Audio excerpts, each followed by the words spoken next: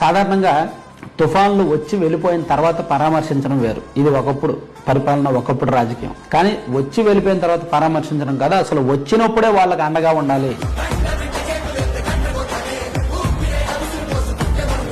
వచ్చినప్పుడే వాళ్ళతో మనం టచ్లో ఉండాలి, ప్రభుత్వం మాకు అండగా ఉందనే ధైర్యాన్ని కల్పించాలి అని ప్రభుత్వం కృతనిశ్చయంగా పనిచేశారు. కాబట్టి ఆ రిజల్ట్ మనకి ఈ 2 రోజుల్లో కనిపించింది.